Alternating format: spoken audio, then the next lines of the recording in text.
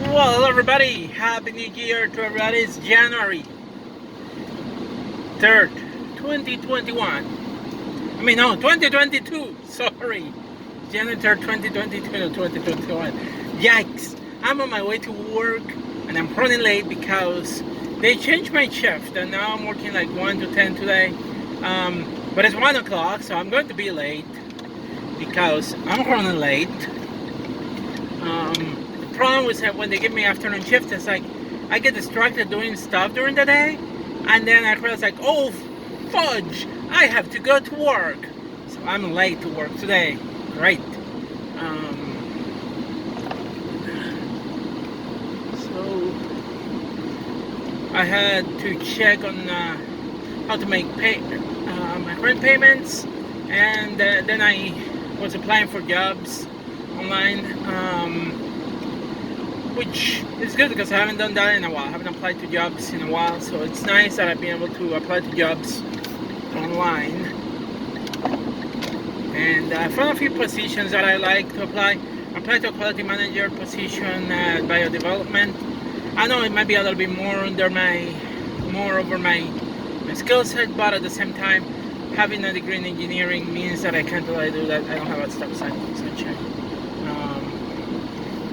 Having a degree in engineering means that I can apply to positions like that, even though I may not have a lot of experience in the field.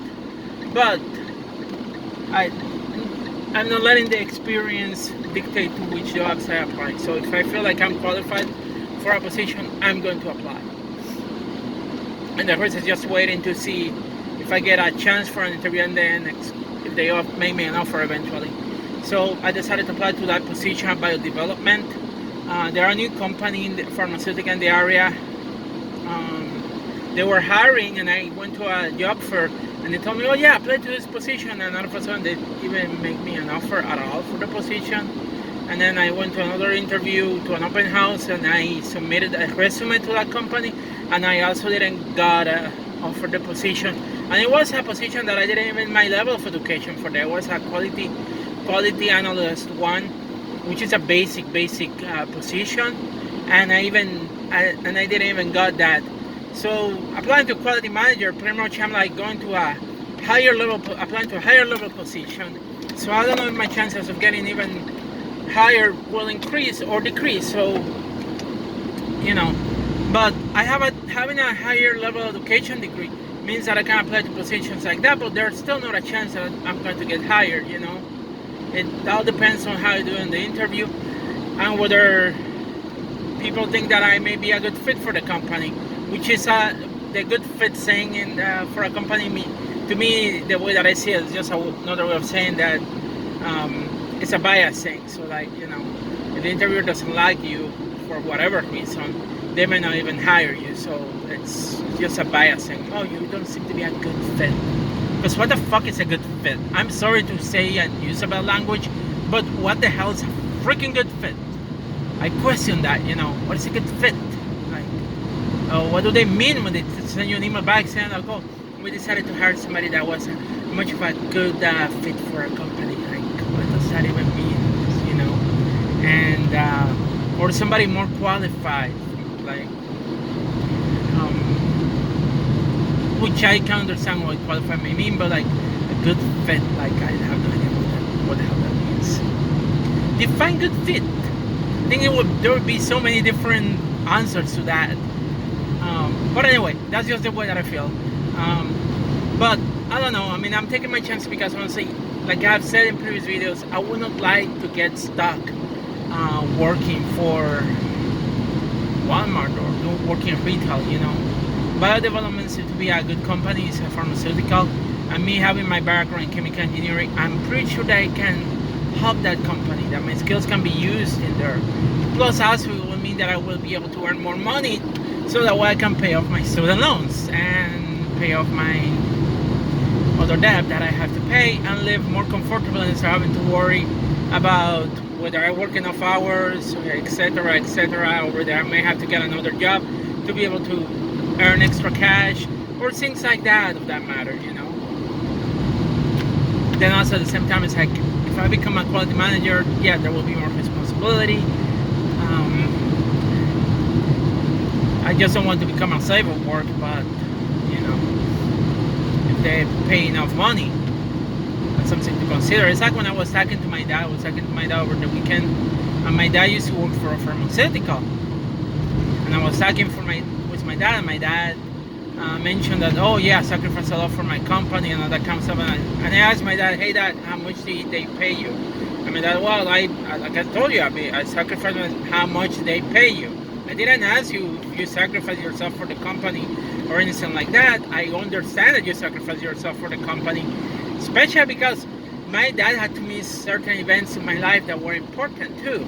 My dad missed an event at my 8th grade graduation. He was not around because he had to travel for work. So he missed my 8th grade graduation. He also missed some other events in my life because of his work. They will send him to other places for training or to help. And but I wanted to know how much he was getting paid. And by the end he said, well, I was getting paid $72,000 a year. And I realized that he's getting paid way more than I'm getting paid right now, which is like more than half of what I earn. It's even more than what my sister earned. My sister is an accountant in Puerto Rico, and sadly in Puerto Rico they're paying her misery wages. She earned less than me. You will think that, oh, she's working in accounting, she's a supervisor and other kind of stuff.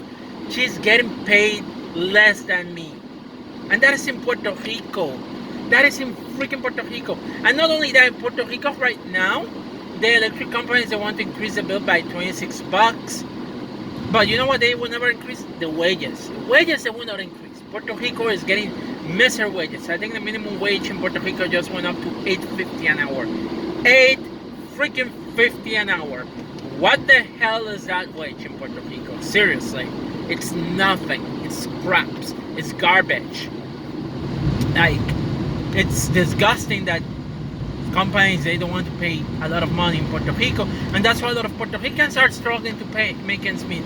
And then they cannot make investment either in the island, like purchasing properties, because then they don't have the money, and by not having the money they cannot purchase properties. And then what is happening right now, which is more disgusting, is that we have people born in the United States purchasing properties in Puerto Rico to turn them into a hotel, trying to make a profit. Meanwhile, the people that needs places to live, they are being displaced because these people don't give a shit about the people that are natives in the island and live down there. So, Puerto Rico wages are creating chaos in Puerto Rico, and it's unfair in my opinion. And the fact that my sister, she has a degree in accounting, she's doing a job that she should get paid more, and she's not getting paid more, she's getting paid less than me. I get paid $17 an hour at Walmart as a digital shopper at Walmart in New York State. My sister is getting paid $10.50 an hour, $10.50 an hour, and she's a manager. She works in accounting. And can somebody tell me what's wrong with that? Because I know what's wrong. It's called a company not willing to pay enough to their workers. It's called being a cheating company. So to my sister companies, you are a cheating employer. That's what I'm going to tell you. I don't know you. I don't want to say the name of the company because I don't know the name of the company. But my sister, on behalf of my sister, you are a shitty employer. And honestly, I'm angry because it's like my sister, she needs money. She has 2 kids. She needs money. She wants to get a new car. She cannot get that with the miserable wages that she's getting paid at her position. So it's unfortunate to see this happening to my sister. It's unfortunate for me not to be able to help. But I have this channel. I can speak whatever I want to in this channel. Even though it may have some repercussions for me speaking in this channel, but I can totally completely do that because it's my channel. And honestly, the way that I see it, that company is garbage because they're paying my sister cheating wages. She's doing supervisor job. She's taking care of something important for the company. While the company is making money, they are paying my sister misery wages. Not good at all. And I'm sorry that I'm speaking on behalf of my sister, because when I talked to my sister, when I told her about that, she was like, I know, but it's like I didn't want to, like, I understand she didn't want to risk getting sent to find another job, but it's just disgusting. And the fact that she's just $2 over the minimum wage in Puerto Rico now, just more disgusting than that. So it's just ridiculous that in Puerto Rico the misery wages that they're paying for minimum wage is keeping the population poor. Also, the other thing, let me talk about the capital gains idea that they created in Puerto Rico, because that is one of the things that why a lot of like people born in the United States have been going to Puerto Rico to try to invest. So in Puerto Rico, there used to be a time where they had a section of the tax law called the Section 936, which allows manufacturing plants down there in Puerto Rico not to pay federal taxes. It was, and I get it. Yes, it was a tax heaven law. They didn't have companies did not have to pay taxes if they had manufacturing companies down there. It created a lot of jobs. My dad was able to get his job because at that time it created a booming manufacturing pretty much in Puerto Rico. And my dad was able to get one of those jobs in manufacturing sector because of that law. And he even stayed with that company until he retired. Back in the mid-90s, they decided to ditch that law. They ditched that law, and all companies, manufacturing companies, began closing, and that created economic havoc for the island. And I wish I could have more money to do a better research on this, and time and a camera, because I would love to go to Puerto Rico and have footage for this. So companies began going away, going to different places. Again, think of it this way. Oh, now we have to pay federal taxes. Now it's going to be increase our money. And by increasing, by doing that, they just decided to leave. They don't want to pay taxes. So they took the jobs to different countries, left the Puerto Rican economy havoc. Now they passed a law that investors that move to the island, they don't have to pay capital gains and taxes. But what kind of jobs are they creating? Service sector jobs don't pay enough money. Saving sector jobs don't pay enough money. And manufacturing jobs, they can pay more money. But even the minimum wage is like 50 an hour. So manufacturing jobs could pay more money than that. And they should pay more money, because like freaking $50 an hour is not enough. It's not a good wage. It's a poverty wage, pretty much. But manufacturing companies generate more jobs than one person doing Airbnb or a hotel or something like that. I feel like that there's a difference between both of those jobs, And also knowing manufacturing overall, I feel like it generates more jobs long term, because tourism depends on how many tourists are able to afford to pay those prices that will be generated for staying in Puerto Rico. And with the pandemic, it becomes more difficult to travel, so you are going to have difficulties getting people to use those places if they get used for tourism. So tourism shouldn't be the focus in Puerto Rico. And I know a lot of companies, they like to focus on tourism, but I feel like we should be focusing in manufacturing, in food production too. Farming I feel is important.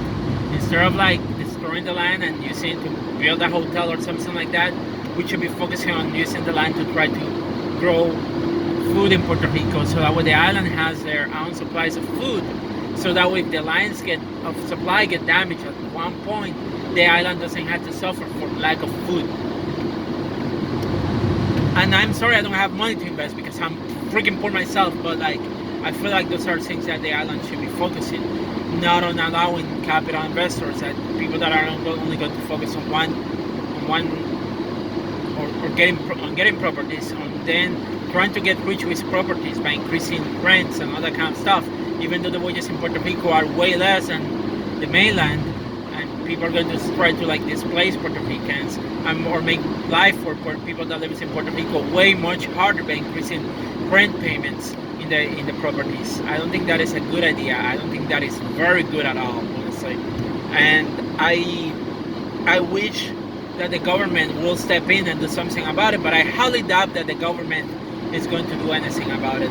I also wish that the federal government will do something about it, but I also know that the federal government is not going to do shit about it. So, Puerto Rico, my home place, my hometown, my island where I was born, I don't know how they can fit all their problems over there. And I wish I could be there to help. And I wish I could be do something, but I'm nobody. I'm not an investor.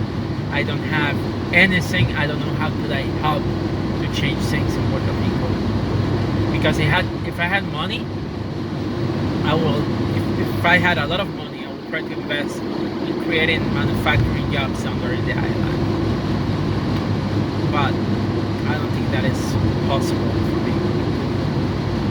I just hope that the island can figure the leadership in the island can do things better, and they can improve things down in Puerto Rico, because I don't want to see Puerto Ricans suffering because of lack of job opportunities and then being displaced by investors that only care about enriching their pockets with an idea of like how the island, what the island should be doing, instead of like being the island and thinking the way that I'm thinking, because I was born down there, because I saw everything that happened in the island. And back then I didn't care, but now I'm beginning to care, because I don't want to see the island and people that are natives in the island, people that are family members that may live down there, struggling because of politicians and politics that only care about their own interests and not about the people on the island. So that's all I'm going to say. Peace, everybody. Stay safe. I gotta get to work, and let's hope for a better 2022. Bye.